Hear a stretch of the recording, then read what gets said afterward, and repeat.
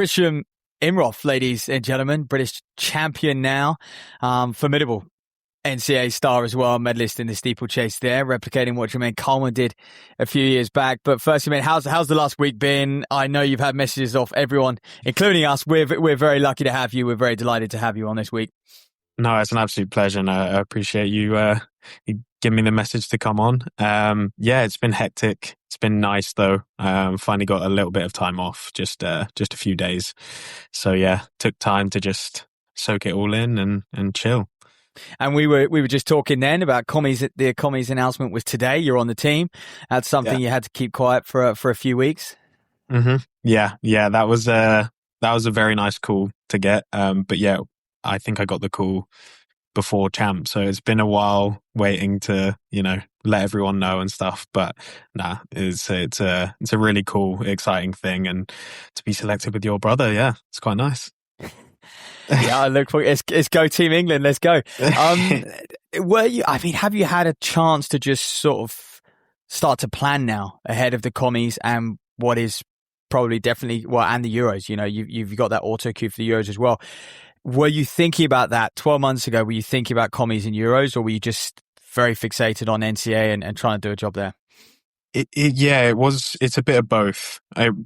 Commies and Euros were the dream scenario, but I was so focused on NCAAs because I really thought I could get the win. And probably the only people that believed I could was me and my coach.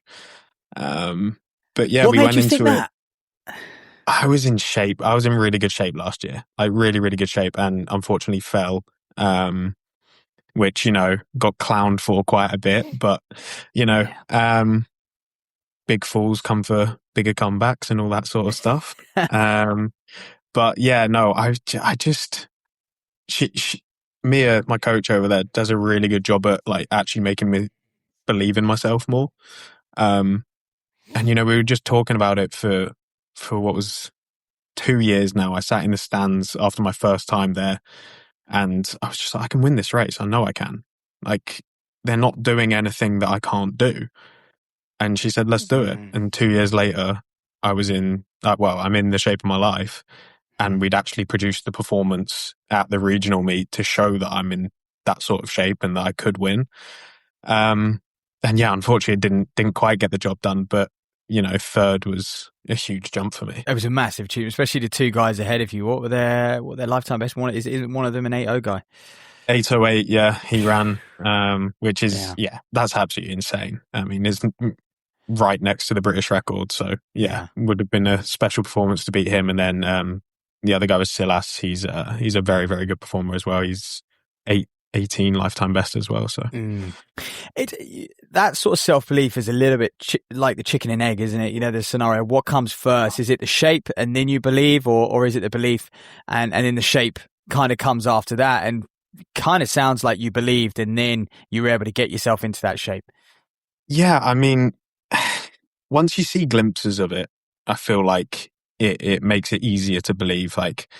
The past couple of years, obviously, I've just struggled with injuries so much. But then you start to see glimpses and you start to race well, you start winning a few races, and then you start to believe it a bit more. And I think this year was no different. I've been running really, really well. I actually didn't run at all in cross country.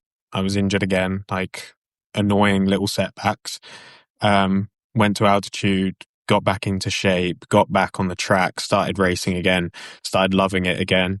And, I remember saying to Brad, who's on the team at EKU, I was just like, I'm going to run 8:15 this year.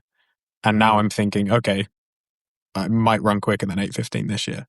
And I had a workout, my last hard steeple workout before regionals. Got the Vega twins from Argentina to help me out over the barriers.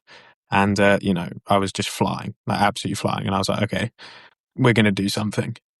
And then regionals sort of backed that up as well. You think being in the NCAA allowed you to start to think that way? Because it is quite, I would say America in general is, in England, we do a good job at making sure everyone stays humble, taking everyone down a peg. Whereas in America, it's the complete opposite, right? It's like, you go, man, go get what's yours. Yeah. And do you think just putting yourself in that environment helped bring that belief out of you as well? Yeah, 100%, 100%. And I love it because I've been talking about it for a while with my mates and stuff. The comparison between Josh Kerr and Jake Whiteman, and it's like their attitudes and the way they come across are so different, but they have the same self belief.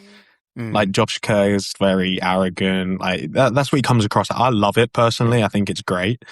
But the whole world record thing, like I'm going to do it at this time at this date. Come watch me. Love it. Like so cool. Yeah, And you'd Jake's never a bit hear more Whiteman like, say that. no, you wouldn't. And yet I love that as well. I love that he's just quiet and then will just come out and win a world medal. That's crazy. So yeah, I feel like I'm in a bit of a middle of both. Like I'm now getting to the point where I'm confident in myself, but I also don't want to come across as a dick. So yeah. Do you think you would have grown into the athlete you are today then, claiming that British title in a really good fashion, NCAA medals, aggressive racing, if you stayed at Birmingham? yeah. Look at me. I'm forcing you down a horrible trap here. No, but okay, I'll rephrase this. I get what you're saying, and no would be the answer. I wouldn't. But it's more on me than anyone else. Yep. One of the things that helped me actually was my last year at Birmingham. I went in as a 8:55 steepler there, and I left an 8:55 steepler. That's all on me. I wasn't serious enough. I was getting injured and then partying and then getting injured. Like that's uncoachable in my opinion. You can't do anything with that. And I, at that point, felt really bad for Dean because he put a lot of time and effort into me and I didn't repay him for that. And on my way out of there, Gunny sat me down because I was looking at coming to the States because it was a last chance thing. I was like, I'm going to the States or I'm pretty much done running. That was where I was at. And Gunny sat me down and he was like, I hate what you've done the past 3 years and wasted all your talent. And I was like, at the time, I was like, what does this guy know? And now I've told him and I've looked back on it. I've gone, damn, he was so right. Like, he was so right. So yeah, I wouldn't be the same athlete, but I'm also so thankful for the experience because I went to EKU, got an unbelievable coach, and now I'm running quicker than I've ever run before in my life. So yeah, do you think that period is it? You know, it's a classic debate, isn't it? And a lot of people talk about it. You know, their first few years of uni not serious enough. Do you think it's age? Is that an age issue, or is that just the environment didn't inspire you to be serious enough at that time? Because I do think when you go to America and you know someone who's effectively paying you to be there, everyone around you, it does just have that extra level of professionalism where you almost feel like, okay, I've got to step up as well. So do you feel like you just had to live that period in your life? Yeah, I think so. Because if you ask me about it, I don't regret it at all because it's made me who I am and all of that sort of cringy crap. But like, I think if I'd not got injured, would it have been different? Yes. Because the only reason why I started doing the other stuff was because I got injured. And, you know, that environment is much bigger here, I'm going to say, than in the States because you are paid. You're basically a professional athlete. I think in some instances you've got it better than professional athletes. So yeah, it's a very tough scene to be in, to try and remain professional when all your friends are going out and getting drunk and partying or whatever. And then you have a sniff of that lifestyle and then you go the other way and you're like, oh, running takes a back seat. So yeah, it's really tough. And then as soon as you go out to the States and you're like, oh, I need to fix up because they're not going to let this run. Did you ever think about going? I mean, you were an incredible junior as well, England vests, you know, youth vests. So did you ever think about it at age 18? Why Birmingham over the States at that time in your life? Yeah, I wasn't mature enough. Like, if I'd have gone out to the States, I'd have just been mauled, I think. I just probably didn't know how to cook a decent meal, didn't know how to use a washing machine, didn't know how to clean a dish, you know what I mean? Just those little things. And yeah. Do you think athletically you would have just been eaten alive as well? Potentially, because I was so injury prone. I honestly, I couldn't tell you how many injuries I got at Birmingham, but I was with Becky in physio, every week for 3 years. So our Wow. relationship is great, but that's not great, is it? So Got a good physio. yeah, exactly. Yeah. And how come you were able to? It sounds like you haven't even strung 12 months together yet. You were still a bit injured at the start of the winter, but how have you managed to string sort of 6 to 8 months of really good training together now then? Yeah, it's kind of substituting cross training in for sure. Working with really great medical people. I was saying we traveled 6 hours to go see a doctor in Indiana to get assessed about a recurring injury that I was having, a stress response that I'd had for. It was my first big injury, and then I've had it for 2-3 years on the bounce now. So yeah, it was something that I needed to get sorted, and I'm hoping it's behind me. And we've put a lot of work in. I've put so much like overtime in, so to speak, in that sort of sense. And yeah, just all those 1%ers, getting them right and keep them adding up to get me healthy, because I know I can do what I've been doing if I stay healthy. And that's the stress response that's just coming back in the same place every time. That's crazy. Yep. Exact same area, yeah. It's the most frustrating thing you can imagine, because you think you're doing everything right, and then it comes back and you're like, okay, so I'll change this and I'll change this, and it gets to the point where you're like, okay, so I literally can't do anything else, and let's just keep fingers crossed and hope what I've done works. And this year has been a lot better, and yeah, I mean, to keep that belief when fall at NCAAs, get another injury at the start of this winter, to sort of have that belief that you had through everything is well, testament to you, and I hope it shows other people as well that just how important that self-belief is. I mean, yeah, that's the thing that I'm just trying to get across to everyone, that stay locked in, keep it going, keep persevering, because it will get better. It does get better. You keep working hard and keep wanting to achieve your goals, you're going to. For me, it took a lot longer than I thought it was going to do. I got that GB vest in 2019. I got a call up in 2021, but it was COVID and all of that sort of stuff. So it's now been seven years since I'll have represented my country. And if you asked me back then, I'd have gone, I'm going to have won the Olympics by then. You know what I mean? Like it's already going to have happened. So every path is different. Every graph is not linear. Like there's so many more downs than ups in this sport, but it makes the ups 10 times sweeter, Yeah, as a sort of fresh 18-year-old, obviously you can look back now, but it's easy to not appreciate just how hard that transition is into just making a senior team. When you make those junior teams, you think, oh, well, I just need to keep going on this trajectory, but keeping going on that trajectory is very, very difficult. Yeah, more distractions come in the older you get in every sense of life. And when you're young, you're just a bit more naive. But I think that's why we have so much success, because we race so well when we're all young. Like in terms of GB with our cross country track, we have so many internationals that compete, get European medals, go on the world stage. And, I feel like I'm back racing when I was 17. Not a care in the world who's on the start line, just go out there and race to win. And I love it. Yeah. And I think that's something the NCAA does do. We're seeing it a lot more in the UK, and I think the UK is definitely catching up, but the NCAA does do well in that regard. And when you look at the way people close in the NCAA, specifically for me, whether it's a 1500, whether it's a 5K, whether it's a steeple, you just get exposed to guys running in steeple 58, 59 last laps. And regularly as well. It's not like you're in a pace race and you muster up a 64 and you run an 820 or whatever. It's like any race you're in, there will be guys running 58, 59, 60 for that last lap, no matter the pace. And I just think we that style of racing is just a massive. If you know you can do that, which you can, and you do acknowledge you can do that, it sets you up, doesn't it? For even Diamond Leagues, it sets you up for the highest level. 100%. And it's crazy. I know I've got a good close. I know I can close on any distance really. And I think we ran 64, 63, and then I ran a 60 and got dropped. They ran a NCAA 58. final.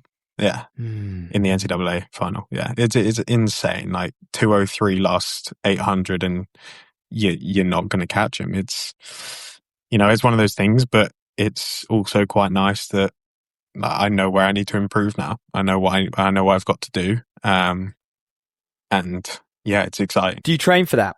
Is that, you acknowledge that if I'm going to win an NCAA title, I probably need to run a sub 60 last lap. How do you train for that? Or is it like, I just need to get myself as fit as possible and hope that I'm going to have enough, the race is going to bring the best out of me? Yeah, it's a little bit of both. Like we don't train the speed aspect over the barriers too often, but we'll do a good amount of quality work over the barriers and then have a couple 400s at the end where you're properly pushing. And I've hit without the water jump 53s, 54s over the hurdles over 5 barriers. Yeah. That is very impressive. Then you get smoked by 2 Kenyans in an 8:18 race. Like it's insane. So I know I've got the speed. I think it is a bit about getting a bit stronger. Like, but yeah, it's exciting to be in this shape and to be putting it together in championship races and just to be healthy and on the start line. Yeah, it's exciting.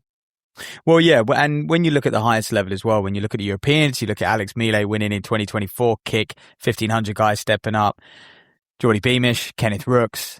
These are all men who have struck a medal or gold at a majors in the last few years, and it's all come down to a very, very fast last 300, last 400. Yeah, I think it's one of the plays at the moment because everyone thinks they've got the best kick. And it's like, okay, if you can actually train it a bit and actually know you've got a better kick than most, then you're going to be in chances for a medal. So yeah, it's a really exciting period. I think there's a lot of development and improvement to be had just over the flat as well. Like my flat times are pretty horrendous. So to get out of the NCAA, hopefully into the pro ranks and be able to dictate my own season and talk with Mia, my coach, about what we're going to do, what we're going to race. And it doesn't have to be steeple. It's going to be really cool. Yeah. Yeah. I mean, in many ways, though, when you look at the next 2 years now, 27's are world champs, 28's, obviously you got Euros, 28's going to be Olympic Games and another world champs as well. So a really good 3-year cycle. Do you think that's sometimes where people, I think steeplers do go wrong a little bit is, I mean, I know we see Geordie Beamish do great things indoors, but we don't often see Albert Cali run over the flat, and a lot of steeplers tend to just have to focus on their event. Yeah, it's a really tough spot to be in because you got to get points, you got to get the time, and you got to get points. And with the times they've just announced for the world champs, it's a bit scary. But hopefully the British ones are a little bit easier than that. But I don't see a reason why you can't race have a few good steeples in the calendar and also do flat races, because I don't think at this moment you can just be a good steepler. I think you have to be a very quick 5K guy and a very quick 15 guy, and then you also have to get over the barriers. Yeah, definitely agree with that one. Do you probably haven't even thought about it because your objective was NCAAs, it was commies, it was Euros. Now, do you look at your career and go, okay, how do I continue to put myself in an environment like I was in the NCAAs? Like, how do I replicate this season next year and the year after to sort of bring the best out of me? Yeah, it's really, really tough. It is, because the one thing the NCAA is really good for is it gives you a structure. Every race is on the calendar and that's what you need to do and that's what you need to be ready for. And so when you turn pro, it's kind of like, okay, you pick and choose when and where you're going to race, and a lot of people don't race nearly as much, and I think it can be detrimental but can also be beneficial. So I think for me the main thing is going back to my coach. Like I'm not going to change that at all because it's clearly working, and then sitting down at the start of the season and and planning what our goals are, because I think we're both very ambitious and want the most out of it. And so it's going to be pretty easy to get those goals. It's just about how we get there. Yeah. Is your eligibility up? Or have you got... Yeah, I'm all done. Yeah, I've exhausted I thought so. that. Yeah, I thought so. Do you plan on going back there and living in that, living on campus or in and around that area for the next year or two, just taking a bit of a gamble, mate? How are you going to survive? How are you going to live? Hopefully get a pro contract, I guess. That's going to be the hope, man. That's going to be the hope. Hopefully, because unsponsored and everything at the moment, like you got to try and make ends meet somehow. But that's the gamble. That's how we play, and I'm hoping that the shape I'm in and being selected for these competitions shows what kind of shape I'm in, and then I'm going to go out and hopefully prove it at these champs. Definitely.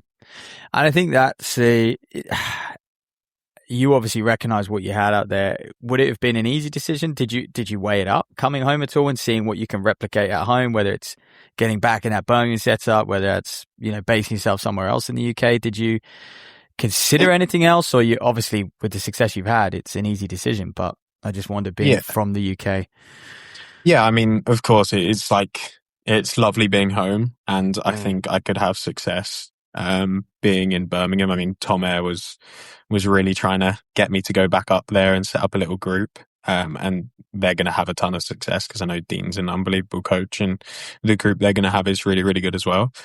But this coach, Mia, got me from 8:55 to 8:18 and hopefully a bit quicker. And I'm kind of like, if it's working that well, why would I pack my bags and go to a group, whether it's home or whether I go to a different group in the US? Like, for me, it doesn't make a ton of sense. I respect it.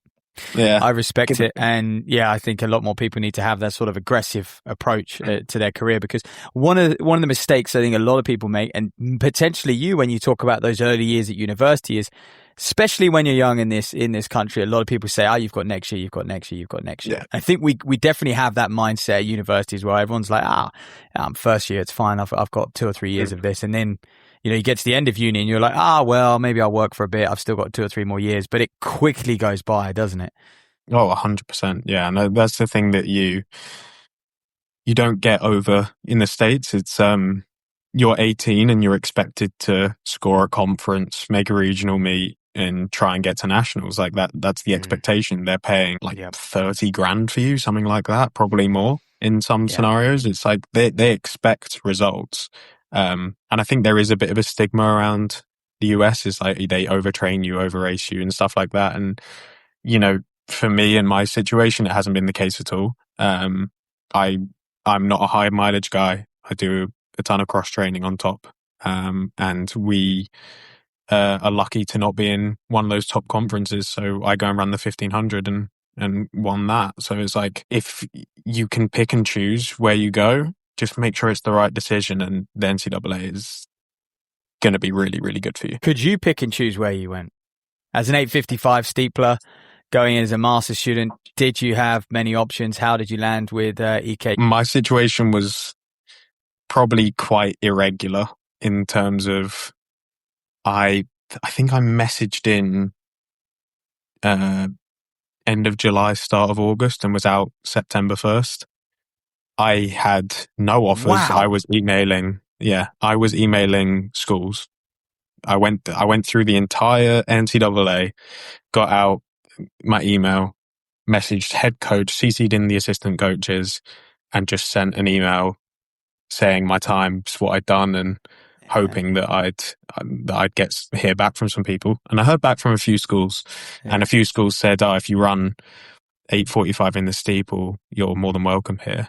And EKU came back and was just like, we've got no money left. We can give you a 70% scholarship, which didn't cover everything. So I was paying a bit out of pocket to go there.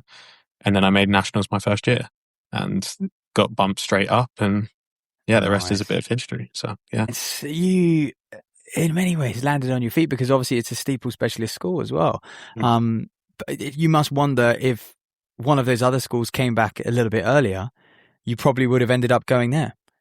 Yeah. Who knows? It's quite funny. I go through my Instagram DMs from years ago, like when I was 18 and stuff. Right. And you Yeah. see the offers you get from there and you're like, oh, damn. Like back then I didn't realize, but that's a good school that I could have gone to and things like that. But yeah, I wouldn't change it for the world, because imagine you go out an 18-year-old, you go to, I don't know, an Oregon or wherever kids like dream about going to.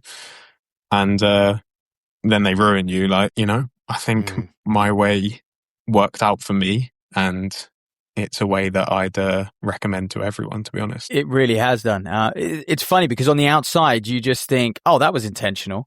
He's gone to Eastern Kentucky. They have a great history of good steeplers. That was intentional. Maybe that was his plan all along. What a smart guy. He went to Birmingham, then he, under Luke Gunn and Dean, and graduates, then goes to EKU. But actually, there's a lot more to it. I tell you how stupid I am, okay? And this story sums up my career and my life, all right? So NCAA prelims this year, I'm like, we get told that it's high allergy warning, like take your allergy medicine, whatever. So I'm taking this medicine. I'm in the call room, yawning, so tired. I don't know what's going on. I'm on the start line. I'm slapping myself in the face to try and get hyped up. Ends up being okay. We run 8:26. I'm like, what is going on? I can't believe this. This is terrible. Ends up of taking drowsy allergy medicine. So I'm sleeping like 10 hours a night, waking up feeling horrible. Yeah. And I'm just like, you are an absolute moron. Like, you couldn't be more stupid. But that is, do you know what, well, let's talk about Eugene, because those allergies, everyone always talks about the allergies in Eugene, but people still run really, really fast there. Yeah. Yeah, do you know what? I don't know. I didn't think it was too bad, to be honest, but the meet as a whole is just crazy. It's so elite that there was a 110 hurdles world record. Oh, I know. Like that, the stadium went absolutely nuts. Yeah, I mean, it's an unbelievably cool meet. Definitely one of the coolest stadiums you'll ever run in, Yeah. And it's like really nerve-wracking as well. So it's a good mix of everything. Yeah, there's definitely a lot on the line there. Hey? So then, I want to talk about the training a little bit. You've touched upon not being a high mileage guy, getting in your cross training, having quite an injury riddled past. But yeah, you did go from an 8:55 guy to an 8:18 guy in 3 years. Yeah. 8:30, even 8:30 to 8:18 in 12 months is nuts. And I know you say I was in better shape, I was ready to go at the NCAAs, didn't get the opportunity post NCAAs to get it out, but like that, it's incredible improvements. Yeah, it really is, and it's testament to Mia and her dedication on me, because I'm sure I've not been the easiest athlete to coach, to be honest, but like, to be fair, when she says do something, I do it, no questions asked, and all of that sort of stuff. But yeah, I mean, I spent years saying like, oh, I'm so much better than 8:55. Like, I just need to get in the right race. And then when you never do it, you kind of like, you just look like a bit of a mug and all of that sort of stuff. So yeah, I kind of remember I raced really poorly for cross country and indoors my first year. And I think it's the acclimatization period of being in the NCAA and how intense it is and stuff like that. And then my first outdoor race was 8:42 steeple. So already a massive like improvement. And then like winning Penn relays that year was like so cool. And then, making nationals and stuff like that. But yeah, I just saw steady improvement, which was really, really nice. But I also trained quite well. But yeah, these past couple of years, like I knew I was due for a big breakthrough, because last year I'd ran 8:30 4 times. So I knew that I could run quicker. It was just a matter of time and when. And the only issue with that is whether you get the opportunity to run quicker again. Because that's the frustrating thing. Like, I can shout it from the rooftops, can't I, that I can run quicker. But if you never get back to that shape, then you're never going to find out. And it was a bit similar coming into the champs. Ran 8:20 twice in two very different ways. I was like, okay, so I know I can run quicker. It's just whether you get in the right race. And the champs honestly felt so much better than I expected them to feel. Like that first K did not feel like a 2:42, you know, like it felt. They opened the Diamond League. I think the Diamond League was about that yesterday. 2:42, 2:41 first K, and you guys ran the same at champs. Yeah, it's crazy, and you know, it just didn't feel like it. It felt like I could go a bit earlier, go a bit sooner, but obviously the main goal was to win. So yeah, sorry to the other boys, but I was kind of like never going to take the lead in that. And I knew Zach wasn't going to either because he was the only one with the time. So he was probably loving life. But yeah, I was just, it felt so much more comfortable than I thought it would coming off the back of the travel and racing and all of that. And yeah, to run 8:18 and know there's more in the legs still is a really, really cool feeling. Yeah. Well, yeah, because for me, what's been very impressive about your season, and it's like if people string multiple good 5Ks back to back, is the recovery time between your races. You know, even at the NCAAs or regionals was 10 days pre-NCAAs, you go 8:20, then you go 8:26, then you go 8:20, then you go 8:18, 4 steeples in the space of probably 3 weeks or maybe a month. Yeah, something like that. And anyone who's done a steeple, I mean, if anyone's done a 5K, it's a pretty similar recovery process. You know, no one in their right mind is going to run very close to their PB over 5K 4 weekends in a row, at all in 4 very different races as well. You know, one's a heat, finals, British champs, you know, whole different climate. And so that's how have you managed to get your body to a place? And is there anything you do in training which allows you to recover that well between races? Or is it simply you're even fitter than what you've produced, clearly?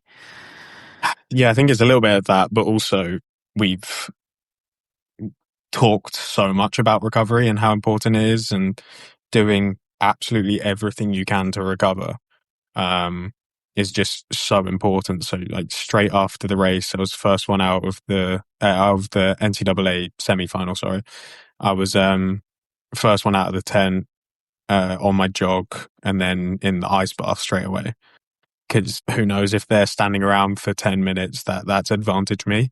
And that's just the way I think you've got to look at these things is, are you doing things better than all the people you're going to race? And then, yeah, just coming back for champs, you know, it's one of those where I can take an Epsom salt bath, I can do all these things, but it's just going to be about what's up here. And can you just get it done? Can you get focused again? Because NCAAs was the main goal of the season. That was everything to me. So to get back in the mood of racing, get back in the mood of trying to win, that was sort of it feels like a bit of a turning point that I'm just like, okay, so I can run fast on tired legs, on a tired body, on a tired mind. Okay, I know I can do something good, you know? Yeah, how long did that process take to get yourself fired up for champs? You know what? It was probably the day before I was like, okay, we're ready to race, like mentally. Yeah, it was just usually I get so into a race and I'm like, okay, the week, 2 weeks before I'm thinking about it and I'm processing it. I'm like, okay, how could it be run? What can I do? Type thing. And then this one was just like, okay, recovering from the race and also mentally just going like, okay, that was 3 years worth of effort in one race. I need to chill. I need to just take that all in. Because that was the feeling straight after the race as well. Like, it felt so strange. Like you've got your trophy, you've just done something that probably no one else thought you could do. And my instant feeling was like, what's this? What's going on? Like it wasn't in being insanely happy or something like that, which is so weird for me, like so strange. But, you know, took a day to process that and then, yeah, fly home, try and start thinking about another race when the last thing I want to do is race again. And then, yeah, day before British Champs, I was like, okay, we're ready. We can go again. And yeah, I was locked in at that point.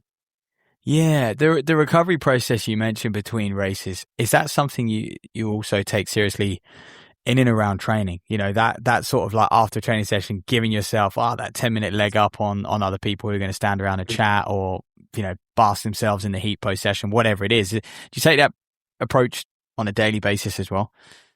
100%. Yeah, I think it's definitely harder to do day to day, but once you get into a routine, it's pretty easy. But yeah, straight after workouts or sessions, you go straight upstairs and stretch and make sure you get your full fuel in, make sure you're getting your electrolytes in, and just as soon as possible, because your body needs to like start kind of healing again, I guess.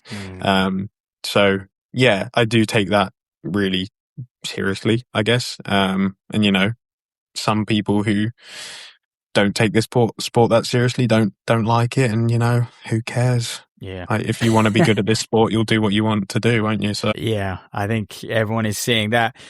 One final point that I want to sort of talk about is the technique versus fitness aspect of the steeplechase, the ratio of technique to fitness, the priorities at potentially different points in the season. You're going to prioritize just your base fitness over the technique and vice versa. So yeah, how much time, I guess for you who's been at it for years, it's probably a little different to others who are maybe transitioning to the event, but how much time are you spending working that technique and getting out over those barriers? yeah, do you know what it is? It is a lot. Like, if it was ideal, I would have started in and around Christmas, just doing drills, not necessarily going over barriers, but starting to do the hurdle work. Unfortunately, I was in Colorado and didn't have access to hurdles, so made it a bit more difficult. But all year round, sort of doing hip mobility drills and things like that.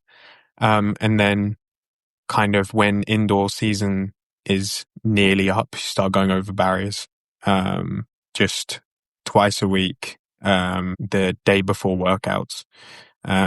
We usually have strides anyway, so we just incorporate some hurdles into it.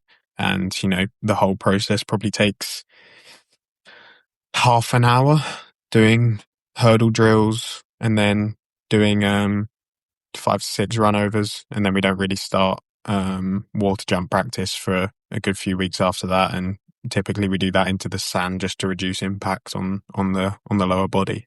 Yeah.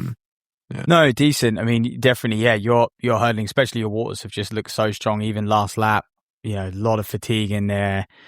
Running fast as well. You've looked very, very strong this year. I've also got to ask, why did you choose to steeple all those years ago? To get those, to go to English school, to get those GB youth vests in the steeple. Why did you choose it? That was all down to my old coach, Stephen Murphy, who was a great steepler in his own right as well.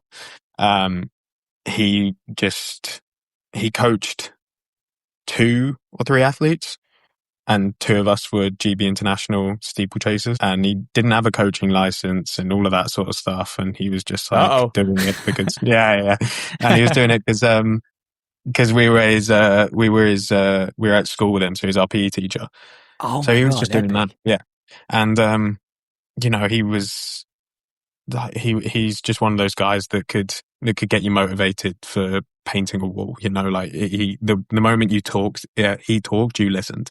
That type of guy, and he's incredible. And I still talk to him now and stuff. And yeah, he was just like, I'm going to chuck you over the barriers, so let's see how it goes.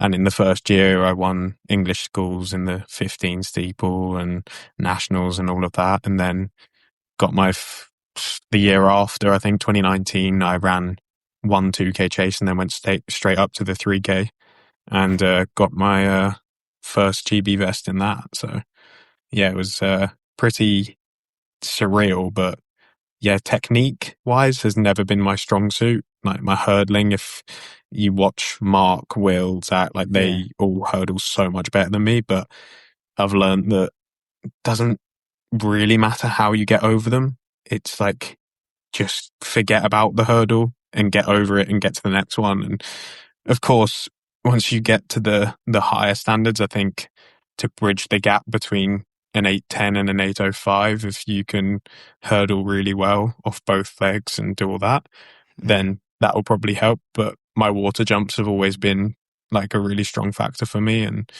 I won bucks off of attacking the water jump, and I would say that the British champs was also winning off the water jump and pressing quite hard. So yeah, like you can have the best technique you want, but if you're not going to attack them and get over them quickly, it's not going to matter. I totally agree with that. And I've always noticed with the steeple, one of the big things for me is athletes need to be able to cope with the fatigue of the event.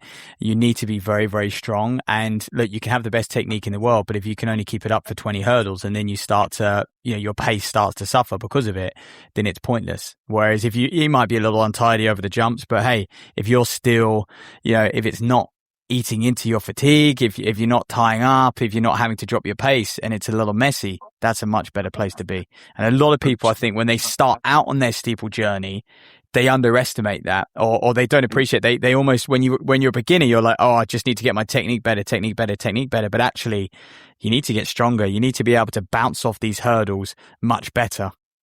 Yeah. And a lot of that is the plyos side of it, doing a ton of plyometrics and just making sure you're resistant to coming down on one leg and being able to push forward rather than kind of stopping yourself coming when you come over the hurdle and getting going again, I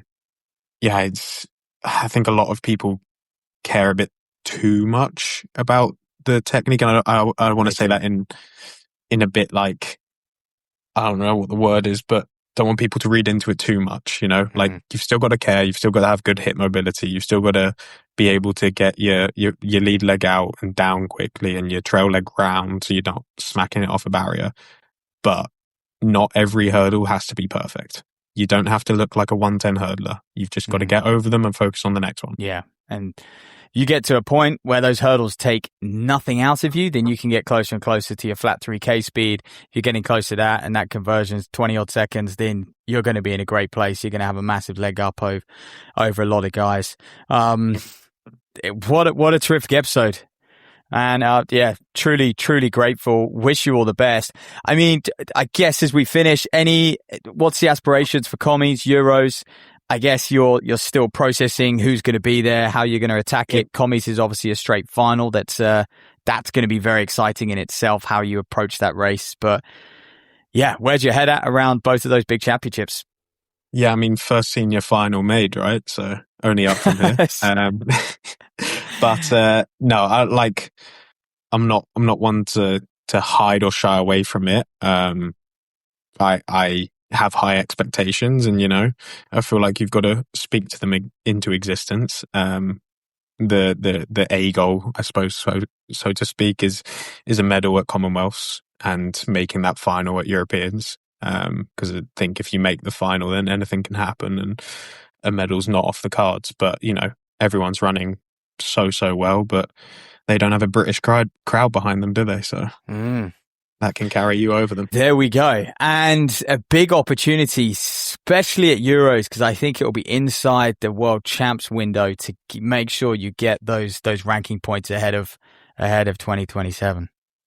Yeah. I mean, that's obviously will come with the performance, hopefully. But it'll definitely be something to keep an eye out on. For sure. Mate, what did this is I just keep going, sorry. What did Mark and Will say to you post champs, or even when they saw you running 820, they must have been like, how the fuck's he done that? He left us 2 years ago and now he's smoking us at champs running 818.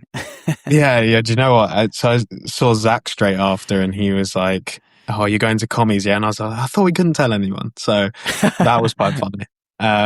But no, do you know what? It was so hard because all the guys are like absolutely lovely. Like they're the nicest people you'll meet. And so Mark was trying to speak to me before the race and I was kind of being like bit of a dick, just like one word answers, like trying to be locked in. And I was like, oh, okay, I'll talk to you after type thing. But no, they're all like so nice. And then we were just chatting underneath about, what's going to happen basically. And I would love to see, a fast race for them all to get in and to all come to Euros, to be honest, because, if Will gets the time, I think I feel like they've got to take Zach as well for the 8:15. And, three Brits in a European champs, something's going to happen, you just have that feeling that something's going to happen.